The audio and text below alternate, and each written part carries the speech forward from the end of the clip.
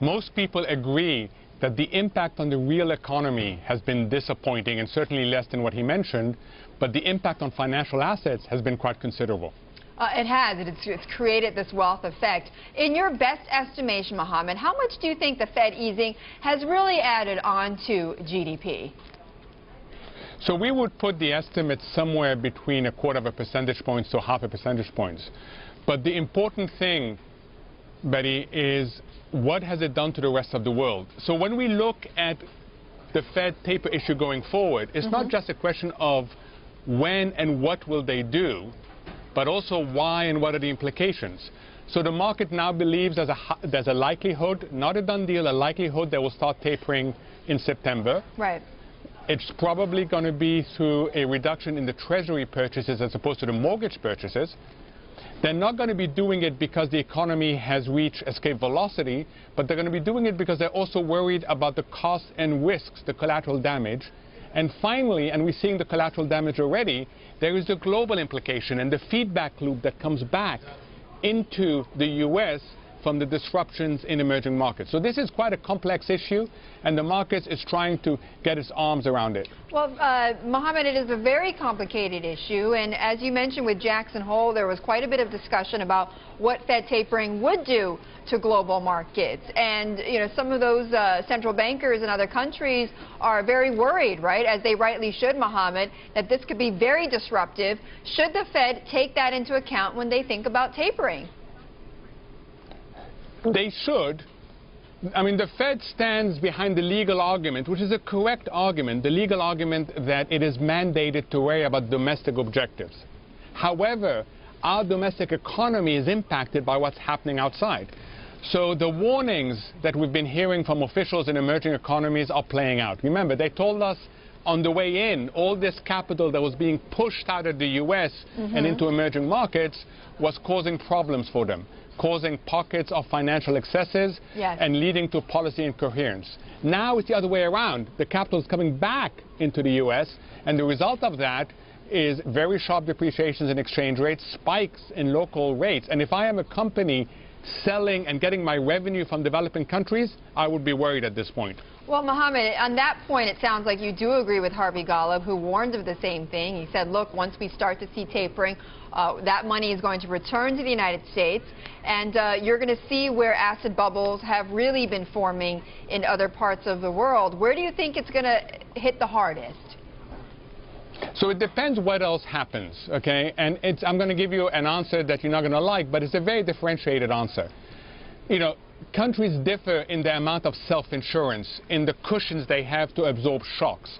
So the most vulnerable countries out there are those, according to our emerging market desk, that have twin deficits, that have weak growth dynamics, and in addition, do not have much international reserves. You should worry about these countries. On the other hand, you should get excited about the opportunities that are going to get created by a generalized sell-off, because assets in places that do not have these vulnerabilities are going to be trading quite cheap and will offer long-term value.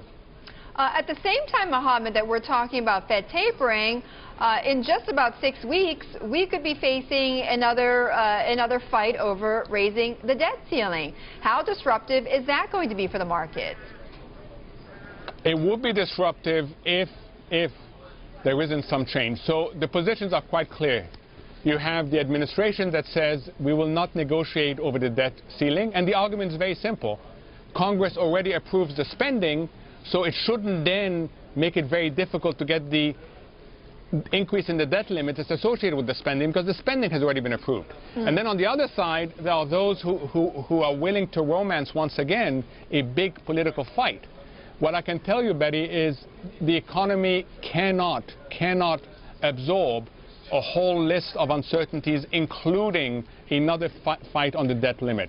I know you sent me a list of 8 things that investors are going to be talking about or questioning themselves throughout the next few months when it comes to the markets. And I want to just bring up those 8 questions, because Fed obviously is on top of mind. You talk about the tapering, you talk about succession, who's going to succeed Ben Bernanke.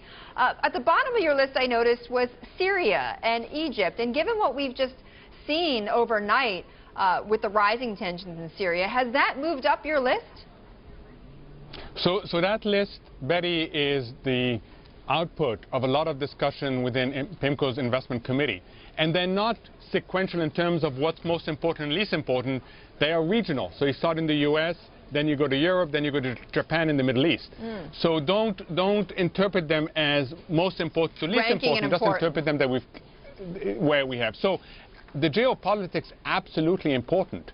You know, Syria is a tragedy. Not only is there tremendous human suffering, not only are there no easy options, as the administration knows, but in addition, as Tom Friedman of the New York Times always reminds us, Syria is a place where instability explodes regionally because it is now the place for a lot of proxy wars. And you see the reaction in the oil market this morning. Syria is not a big producer of oil. No. But when it starts involving regional effects, then the oil market gets nervous, and rightly so. Well, that's a great point, Mohammed. If it boils over into the rest of the Middle East, that could provide a much more instability. If we see this shock, so to speak, Mohammed, is the economy here able to withstand that? So the good news is there's been a lot of healing going on. Companies are in a pretty good place from a balance sheet perspective. The less good news is we don't have enough growth dynamics. So unfortunately, we do not see escape velocity anywhere in the near future. We see an economy that's stuck in second gear, growing by 1.5% to 2%. And right now, if that list plays out, and especially if it plays out simultaneously. So far, it's playing out sequentially, 1, 2, and 8. Yeah. But if it plays out simultaneously, then the balance of risk would be on the downside to our growth. Right. It could certainly become a very big worry and a very big drag on growth here, and of course then on the asset markets. Mohammed, a couple of other things you mentioned on your list include what's going on in Europe. You said, where will Angela Merkel take Europe after her expected victory in the upcoming elections in the German parliament? How significant is that going to be for the markets? It's really significant because we've had a summer of tranquility in Europe, and it's been very comforting. And that tranquility has come mainly because all the major decisions have been pushed back till after the German elections. No one wants to rock the boat in Germany. Germany is too important to the future of Europe, and Mrs. Merkel has provided quite a steady hand in guiding Germany and guiding Europe. So no one wants to disrupt what is likely to be a Merkel victory. So the result of that is we've postponed all sorts of things. At the regional level, have you noticed we haven't been talking about the 4 stools of European integration anymore? And at the domestic level, Greece, Portugal, and Cyprus in particular all need additional financing, and some need debt relief.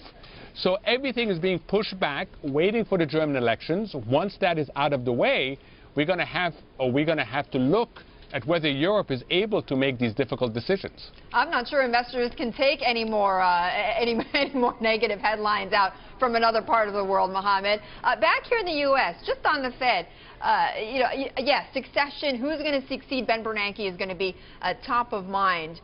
Has your mind changed as to who you think will be the next Fed chairman? We follow this as closely as others. We don't have a view on either who should or who's likely. What we do know is the markets will react differently. So Mrs. Yellen is viewed as more towards the continuity end of the spectrum, and Mr. Summers is viewed less so. Yes. So we're just looking like everybody else. We don't have a view as to who will get appointed. What we do know is it's important to navigate through all these uncertainties. And Betty, it's not just bad news. I keep on stressing this. It is also good news because you get opportunities that come up. I mean, it's really important to remember that these sorts of dislocations create opportunities for both absolute returns and for incremental or alpha. So, you know, there's 2 sides of this thing. The important thing is to just keep on monitoring so that you can navigate your clients' resources through this.